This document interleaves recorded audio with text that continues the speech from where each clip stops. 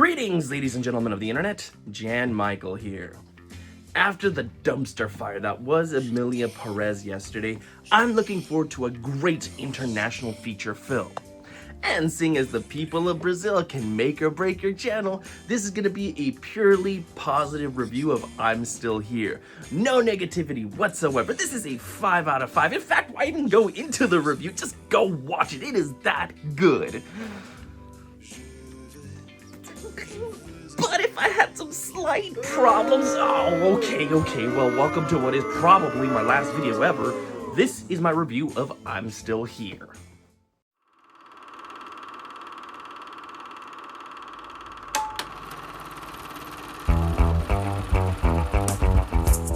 Me look, love me.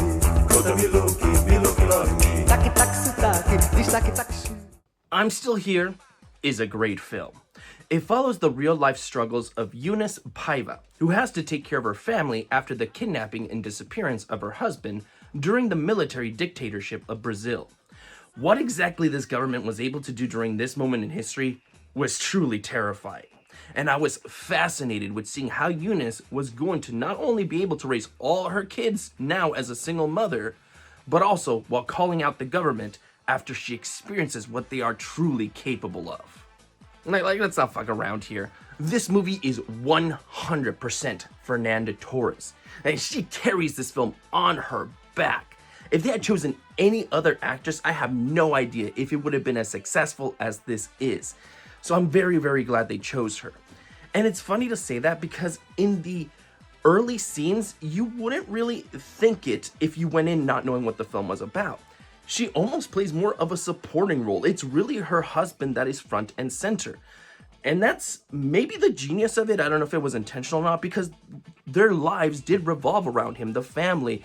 He was this kind of a center of the universe, if you will, who provided for everyone. And he's super freaking charming. You understand why everybody likes him so much. And when the things that happen ultimately do happen, you feel bad and you miss him along with the family. However, once the actual disappearance takes place and Eunice has to take control, be front and center, that's when Fernanda truly gets her time to shine. She has to play this woman, this mother, this wife, who knows the dangers she and her family is in.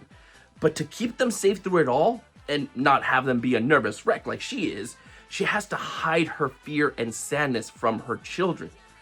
It is quite a tough act to balance, and you cannot help but feel sorry for this character throughout a majority of the runtime, but still want to see her lift herself up, fight back, and really take control of her life and lead her family to a more prosperous outcome.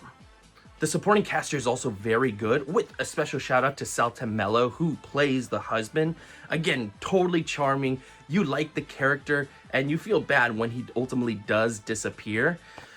But the children actors also do a really good job and are actually given more screen time than I thought they would. I thought maybe they'd just be more like, oh, here's the tragedy of the situation and not really have much to do. But no, almost all of them have a scene to play that really tugs at your heartstring. With the exception of the boy, was it just me or did that boy get the short end of the stick? Because they really don't focus on him at all. Not until the third act. And by that point, well, you know, that actor's really the one who gets the showcase. The child actor definitely didn't really get much to do. Now, the film does keep the tension high throughout a majority of its runtime. We know something bad is coming in the beginning of the film, so as we see the family get along, we feel nervous about what's about to occur. And then once the shit hits the fan, we get the scenes of the prison that ratchet everything up to 11. It gets your blood boiling, you're on the edge of your seat wondering exactly how they're gonna get out of this situation. And once it's all over, there is constant evidence of danger still lurking. So the tension stays in the air, and we wait in anticipation for what may come next. That being said, there does come a point where the tension does start to deflate. I truly do think that's a product of the film being over 2 hours long, so I wish there had been some changes in how the story was presented during the third act, because I do feel that is where it really just starts to drag on. During this moment, we see the outcome of what happened to the family. And while it's all well and good to be shown that, it kind of just flashes forward to that moment without really building up to it. A majority of the film is her kind of taking control of her life and getting past what happened, coming to terms with what happened, all of that sort of stuff. So I get that's really what the film is about. But because you see the outcome of it and it still plays out for some time after that, I really would have preferred if the film had shown us the events that take place in between. Because what this woman did in real life is incredibly impressive. So when she finally gets her kind of moment of finally, oh, this is finally over, I just feel it's unearned because you don't see all the struggles that she goes through. You see the struggles that she initially went through, and then to just fast forward to, oh, by the way, this is all everything else that she did as well. And it's kind of disappointing because it's fascinating to hear, and I really would have loved to have seen it. The family as well, they go through things. But again, you're not showing it, you just kind of jumped forward in time and you're like, oh, I guess that happened. And so it doesn't leave much of an impact. And it's a shame because I know I just complained because it's over 2 hours, the tension does die. But I think if the film had been stretched out to maybe 2 and 45 minutes, maybe 3 hours, and really given focus to that, or made it a tighter experience, but with that included, I think we could have gotten something that is near perfection. I don't want to dismiss what came beforehand because all of that is still really great. I'm just a bit disappointed that we didn't get more from its ending.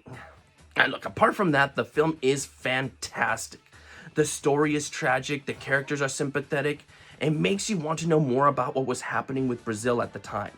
And that to me is a sign of a great film, when it makes you want to do further research on its topic. I would have liked to have seen what I read portrayed in the film as well, but I won't fully ding the film for that, as it doesn't diminish at all what came beforehand. Okay, don't worry, I'm not gonna keep you captive for much longer. With that, I give I'm Still Here a 4.5 out of 5 with a recommendation to see it.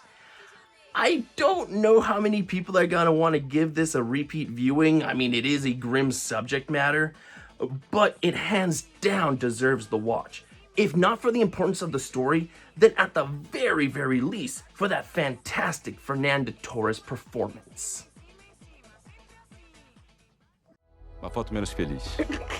Ai, ele que é triste. Nós vamos sorrir. Sorriam.